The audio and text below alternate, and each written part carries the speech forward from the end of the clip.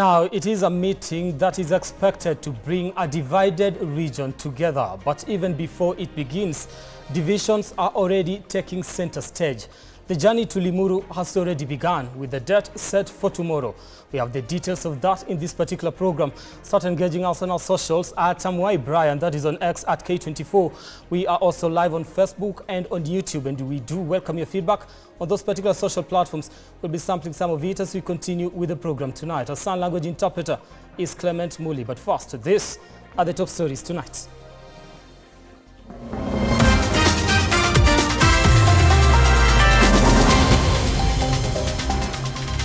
Na sasa ni wakati wa kazi. Hao wenye wanazunguka wakisema sijui Limuru 3, Limuru 2, sisi tunawaambia sasa wakati ambapo tuko kazini. Tonight, Kirinyaga Governor Anne Waiguru condemns a meeting of Mount Kenya leaders, claiming it aims to divide the region along ethnic lines, as leaders allied to President Ruto's UDA party distance themselves from the conference. We have the latest on what we have received. So it will be a miracle to achieve the figures. Controller of Budget Margaret Nyakango cast doubt on President Ruto's ambitious revenue targets for the coming fiscal year, citing a significant shortfall in revenue collection during the current year. Kenya and Uganda sign an agreement allowing Uganda State Oil Company to import petroleum products through Kenya.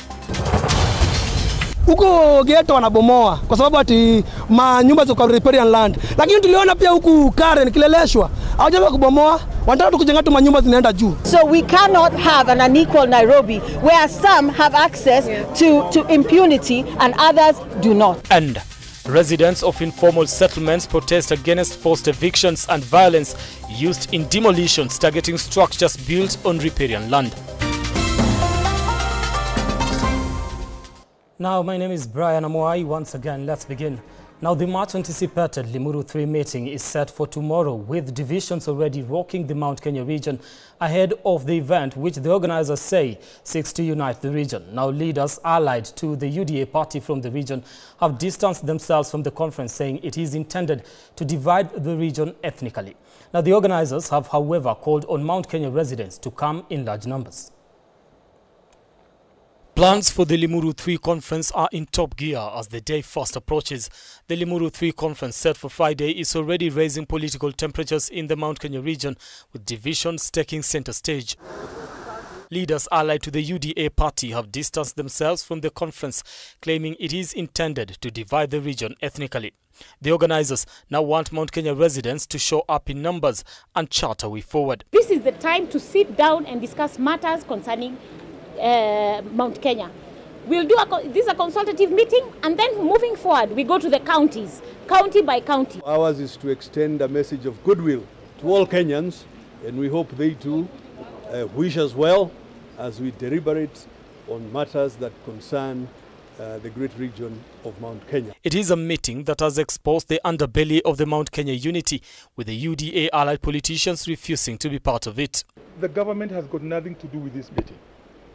This is a people's meeting, and what has brought us here in Limuru 3 is because the government has had some friction. Governor Anne Waiguru has criticized the meeting, calling it a political function that deviates from the Kenya Kwanza government's core mandate of delivering to the people.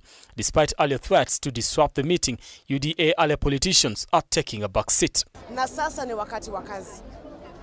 Hao wenye wanazunguka wakisema sijui Limuru 3, Limuru 2, sisi tunawaambia sasa wakati ambapo tuko kazini. Na siasa, wakati wa siasa itakuja. Wakati wa kupanga siasa itafika.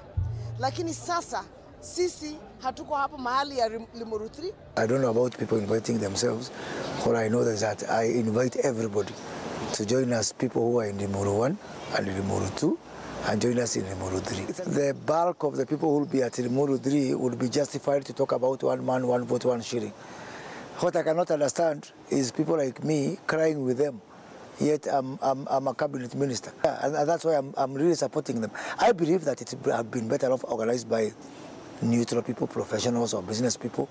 But if no one is coming forward, I have got no reason whatsoever to begrudge people who are coming forward. Political pundits argue that the meeting, which is believed to have the backing of former President Uhuru Kenyatta, will have the region speaking in one voice after the 2022 elections, which divided the mountain into the opposition and the government. Whether the UDA leaders from Mount Kenya region who are in government show up at Limuru 2 or 3 or not, silently we know, we can feel, we can see from their utterances that they are very much in support of the idea of the unity of Mount Kenya region.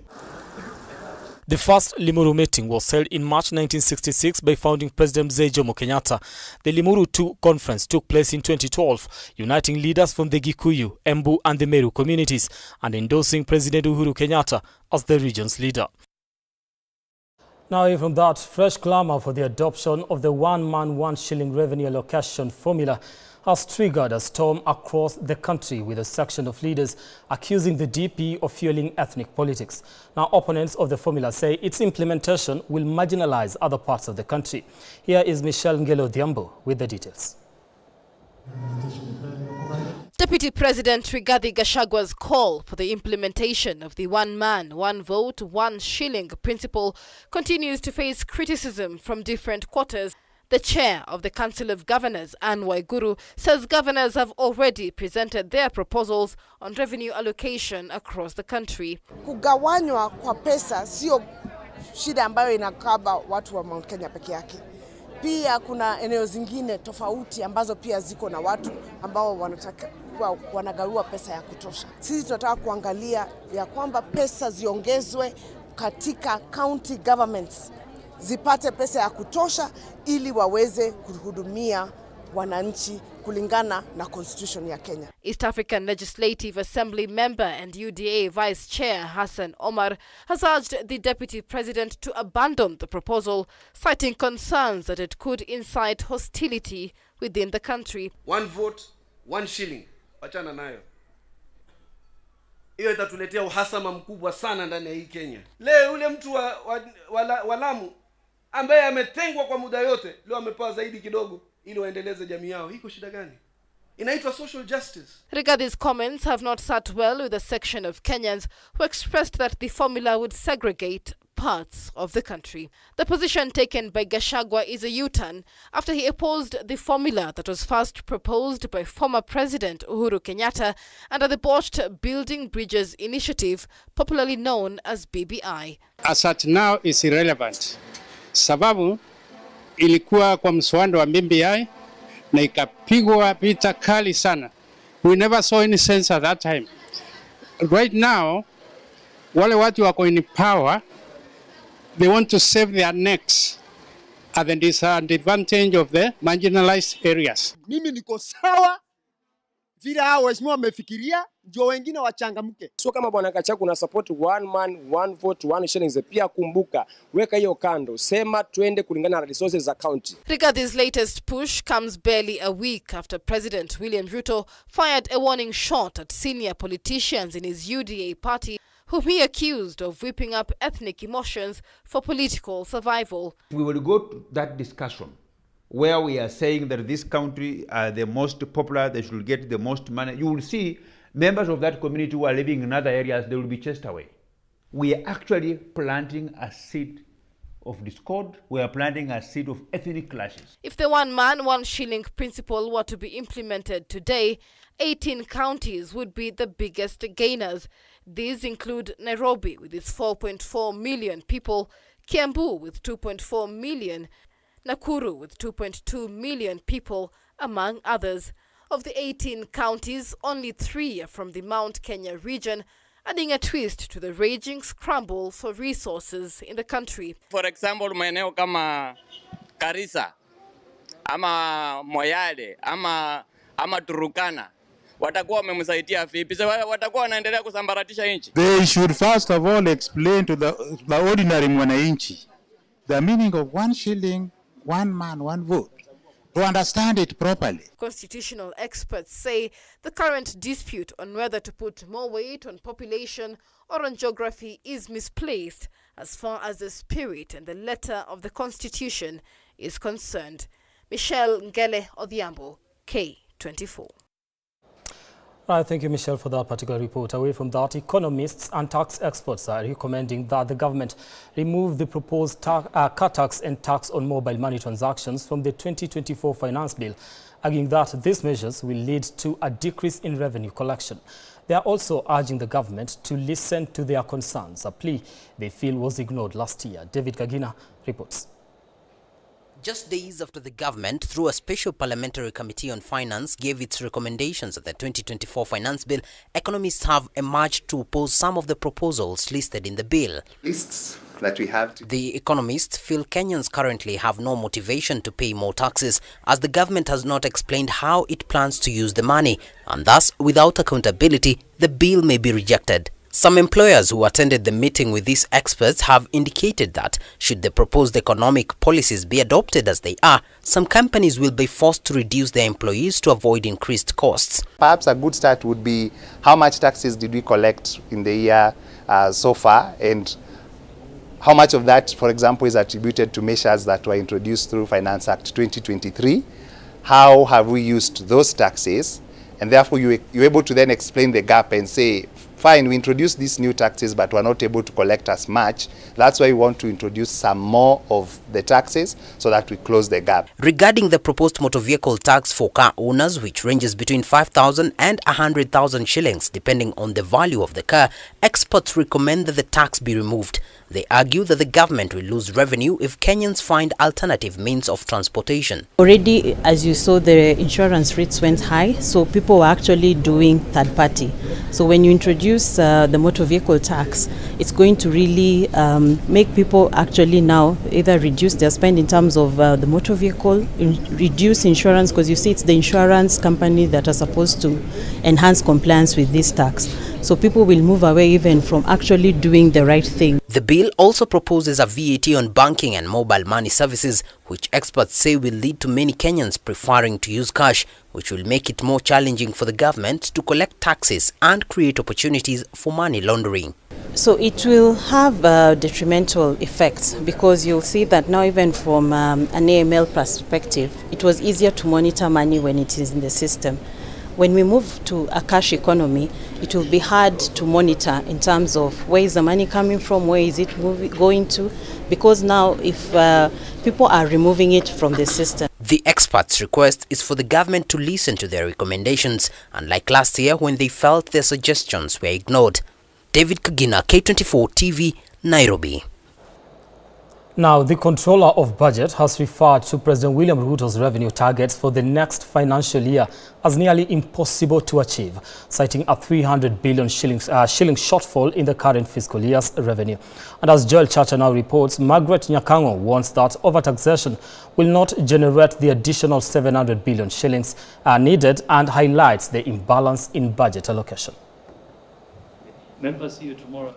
The Controller of Budget, Margaret Nyakango, has laughed off the plans by the government to collect 2.9 trillion revenues in the next financial year 2024-2025, terming the projected 700 billion increment as expecting a miracle. Are we premising our projection on wrong assumptions? 2.9 trillion up from 2.2. Is this achievable? My opinion is that it's not achievable. Good. Yes, if we achieve it, I would be very happy. So it will be a miracle to achieve the figures. This statement comes just a day after President William Ruto proposed increasing the tax to GDP ratio, while the National Treasury acknowledged a significant revenue shortfall. My drive is to push Kenya. Possibly this year we will be at 16% from 14%. I want in my term, God willing, to leave it at between 20 and 22%. We are projecting that by end of June, we may not collect 300 billion. Nyakango has further poked holes on the budgetary allocations, pointing out the disproportionate ratio of 17% for development compared to over 70% for recurrent expenditure. This indeed is a big concern, Honorable Chair, with the estimates suggesting a ratio of 70.9 to 17.5% respectively. The control of budget has at the same time exposed a controversial move by the government to clear all the debt owed by the national carrier Kenya Airways, amounting to over 70 billion Kenya shillings. As and when they become okay, they should pay back that. That is when it is guaranteed. But right now, it's been taken over by the government as its own debt. On the strengthening of the shilling, she notes that it has helped reduce the national debt by 1.2 trillion Kenya shillings. Nyakango was speaking before the Debt and Privatization Committee of the National Assembly. Joel Chacha, K24 TV, Nairobi. Right, now that report by Joel Chacha takes us to our first break here on K24 Evening Edition. Don't go too far, we'll be back with more in just a short while.